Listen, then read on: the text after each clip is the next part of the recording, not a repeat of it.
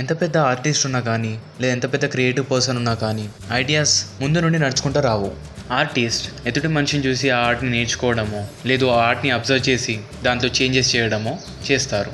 కానీ ఆ విషయం వారికి మాత్రం తెలిసి ఉంటుంది, ప్రపంచానికి తెలిసి ఉండదు. చాలామంది ఆర్టిస్ట్ అనగా ఒక పెయింటర్ అని అనుకుంటారు, కానీ అది తప్పు. డ్రాయింగ్ చేయడం నుండి మొదలు పెట్టుకొని సాఫ్ట్వేర్ డిజైన్ చేసే వరకు అన్ని ఆర్ట్లోకే వస్తాయి. ఒక వ్యక్తి ఒక పనిని పూర్తి చేయడానికి మన యొక్క స్కిల్స్తో ఒక ప్రోడక్ట్ని కానీ లేదా సర్వీస్ని కానీ ఇవ్వడాన్ని ఆర్టిస్ట్ అంటారు. అది ఒక బిజినెస్ మ్యాన్ కూడా కావచ్చు, లేదా ఒక కుక్ కూడా కావచ్చు. పికాసో ఒక టైంలో చెప్పేవాడు ఆర్ట్ అనేది ఒక దొంగతనం అని. ఫర్ ఎగ్జాంపుల్ స్టీవ్ జాబ్స్ని చూసుకోండి, లేదా ప్రపంచంలోనే పాపులర్ అయిన ద బీట్లెస్ బ్యాండ్. అలాంటి ఎందరి యొక్క ఆర్ట్స్ను దొంగతనం చేస్తారు, కానీ ప్రజలకు ఆ విషయం తెలియదు. వారు అది 100% ఒరిజినల్ అనుకుంటారు. Hi friends, this is Krish from krishgyan Telugu. ఇవాళ వీడియోలో మనం స్టిల్ లైక్ ఎన్ ఆర్టిస్ట్ అనే బుక్ నుండి బుక్ సమ్మరీ చూద్దాం. దాని యొక్క లింక్ నేను డిస్క్రిప్షన్లో ఇస్తాను.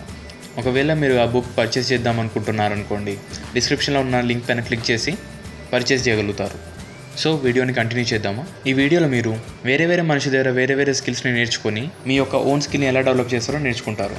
So first lesson, nothing is original.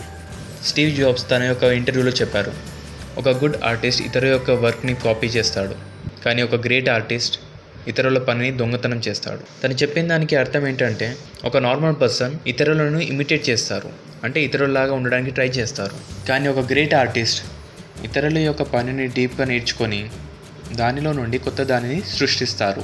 అది ఆ ఆర్టిస్ట్ యొక్క ఒరిజినాలిటీలో వచ్చేస్తుంది ఫ్యూచర్లో.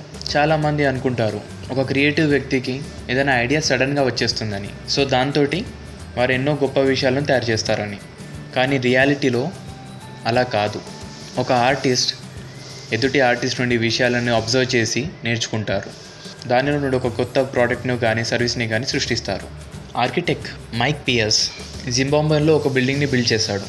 అది 24 hours చల్లగానే ఉంటుంది, కానీ దాన్ని నిర్మించే వెనుక టెర్మైట్ మౌండ్ నుండి దొంగలించాడు. జపాన్ యొక్క సిటిజన్స్కి బుల్లెట్ ట్రైన్తో ఒక ప్రాబ్లం ఉండేది. బుల్లెట్ ట్రైన్ ఎప్పుడైనా టర్న్ అయ్యేటప్పుడు ఒక పెద్ద శబ్దం చేసేది. సో అది చూసి బుల్లెట్ ట్రైన్ యొక్క ఇంజనీర్స్ దాని యొక్క షేప్ చేంజ్ చేశారు. దానివల్ల దాని యొక్క శబ్దం ఆగిపోయింది. కానీ ఆ డిజైన్ని చేంజ్ చేయడం వెనుక కింగ్ ఫిషర్ పక్షి యొక్క ఐడియా ఉంది. కింగ్ ఫిషర్ పక్షి వాటర్లో వెళ్ళి ఫిష్ని పట్టుకోవాలనుకుంటే వాటర్లో డైరెక్ట్గా ఎంటర్ అవుతుంది. అప్పుడు వాటర్లో సౌండ్ కూడా రాదు. ఎందుకనగా కింగ్ ఫిషర్ పక్షి యొక్క నోరు చాలా పదునుగా ఉంటుంది. దానివల్ల అది వాటర్లో సౌండ్ చేయకుండానే ఎంటర్ అయిపోతుంది. సో దాని నుండే ఈ బుల్లెట్ ట్రైన్ని కూడా డిజైన్ చేశారు. యాంటీ డస్ట్ పెయింట్ అది కూడా ఒరిజినల్ కాదు, అది కమలం పువ్వు పైన ఉన్న షీట్ నుండి దొంగతనం చేసిన ఐడియా. ఈవెన్ చాలా ఫిల్మ్ మేకర్స్ని మీరు చూడగలుగుతారు. వారు పురాతన కాలమైన కథల నుండి కానీ లేదా వేరే దేశానికి చెందిన కథల నుండి కానీ సినిమాల్ని తీస్తారు.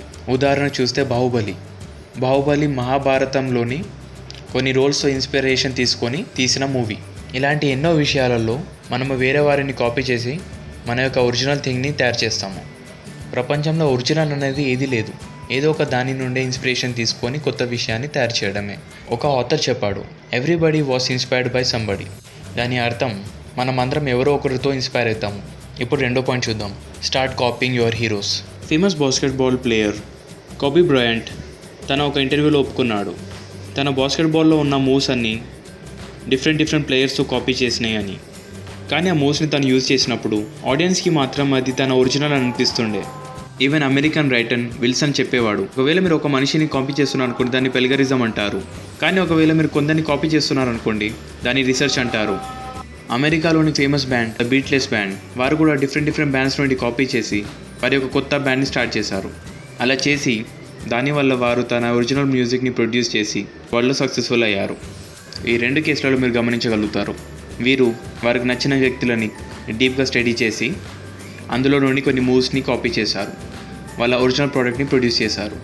ఆథర్ చెప్తారు, మీరు జీవితంలో ఏ విషయాన్నైనా కాపీ చేసి నేర్చుకుంటారు, అది వినడం కానీ మాట్లాడడం కానీ అలాంటి ఎన్నో. కానీ మీరు ఒకవేళ ఏదైనా విషయాన్ని కాపీ చేస్తున్నారనుకోండి, అది గ్రేట్ విషయాలు ఉండాలి, అలా అయితే మీరు జీవితంలో ఎదగలుగుతారు. సో ఎప్పుడైనా ఎవరైనా కాపీ చేయాలనుకుంటే ఆ వ్యక్తి చాలా సక్సెస్ఫుల్ కానీ లేదా పనితో మనకు లాభమై ఉండాలి. మళ్ళీ దాన్ని మీరు డీప్గా స్టడీ చేయాలి, చేసిన తర్వాతనే దాన్ని మీరు యూజ్ చేయాలి. మీరు ఎవరైతే కాపీ చేస్తున్నారో ఆ వ్యక్తిలాగా మీరు ఆలోచించాలి. ఎందుకనగా పైగా మీరు కాపీ చేశారనుకోండి మిమ్మల్ని ఇతరి వారు డూప్లికేట్ అని పిలుస్తారు. కానీ ఒకవేళ మీరు లోపల నుండి రీసెర్చ్ చేసి చేస్తారనుకోండి, మీ యొక్క ఒరిజినాలిటీ అందులో బయటపడుతుంది. ఇప్పుడు 3వ పాయింట్ చూద్దాం.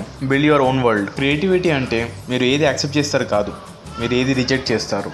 ఆథర్ ఒకసారి ఒక పోయం రాద్దాం అనుకుంటారు, కానీ ఏది రాయాలో ఏది రాయొద్దో అర్థం కాదు. ప్రపంచంలో ఏదైనా విషయాన్ని 2 విధాలుగా తయారు చేయగలుగుతాం. ఒకటి ఏదైనా మెటీరియల్ని యాడ్ చేసి, లేదా రెండవది మెటీరియల్ని రిమూవ్ చేసి. సో తను కూడా ఒకటే చేశారు. తన వర్డ్స్ రాసే బదులు న్యూస్ పేపర్లో ఉన్న కొన్ని వర్డ్స్ని రిమూవ్ చేశాడు. అలా రిమూవ్ చేసి ఒక ఆర్టికల్ రాస్తాడు. జర్మనీ యొక్క ఒక రైటర్ ఎప్పుడు చెప్పేవాడు, మీరు మిమ్మల్ని ప్రోత్సహించే వారి యొక్క మిశ్రమము, అలానే మీ స్వభావం కూడా అవుతుంది. దాన్ని తగ్గట్టే మీరు మీ ప్రపంచాన్ని సృష్టించుకుంటారు. ఒకవైపు యాపిల్ యొక్క వరల్డ్ సింప్లిసిటీ ఇంకా ఇన్నోవేషన్తో ఉంటే, అదే మరోవైపు రెడ్ బుల్ డేరింగ్ ఇంకా అడ్వెంచర్ని చూపిస్తుంది. ఎప్పుడైనా మీ పని ఏముండాలి అంటే గ్రేట్ ఐడియాస్ని కలెక్ట్ చేసి ఒక గొప్ప వర్షన్ కావాలి. ఒకవేళ మీకు ఏదైనా వస్తువు దొరికిందనుకోండి, దేనివల్ల అయితే మీరు గ్రో కాగలుగుతారో అలాంటి విషయాలను చదవండి లేదా చూడండి. దానివల్ల మీరు ఇంకా లైఫ్లో గ్రో కాగలుగుతారు.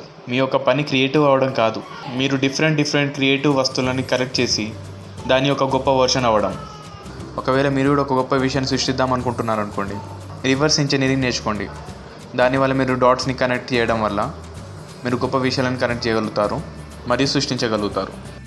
వీటన్నిటిలో ఒక సమరీలో చెప్పాలంటే, ఏదైనా విషయం ఒరిజినల్ కాదు, అది ఎవరి ఒక కాపీయే. సెకండ్ది, ఏదైనా విషయంని డైరెక్ట్గా కాపీ చేసే బదులు దాని వెనుకలో రీసెర్చ్ చేయండి. దానివల్ల మీకు కొత్త విషయాలు తెలుస్తాయి. మళ్ళీ దానిలో మీరు మీ ట్విస్ట్ ఇచ్చి మీ ఓన్గా ఒరిజినాలిటీని ఇవ్వాలి దానికి. థర్డ్ పాయింట్, మీ యొక్క ఇన్ఫ్లుయెన్సర్స్ని కాపీ చేసి లేదా కొన్ని వస్తువులు ఏవైతే మిమ్మల్ని ఇన్స్పైర్ చేస్తే వీటిని కలెక్ట్ చేసి మీ యొక్క ఓన్ వరల్డ్ని తయారు చేయాలి. ఇవన్నీ విషయాన్ని ఒక గొప్ప book steel like an artist అనే బుక్ నుండి చెప్పాను. ఇందులో చాలా మంచి పాయింట్స్ ఉన్నాయి. ఒకవేళ ఈ బుక్ని మీరు రీడ్ చేద్దాం అనుకుంటున్నారు అనుకోండి, నేను దాని యొక్క లింక్ డిస్క్రిప్షన్లో ఇస్తాను. దానిపైన క్లిక్ చేసి మీరు ఆ బుక్ని పర్చేస్ చేయగలుగుతారు. సో ఫ్రెండ్స్, ఇవాళ వీడియోలో ఇంతే. Thanks for watching. This is Krish from krishgyan Telugu, signing off.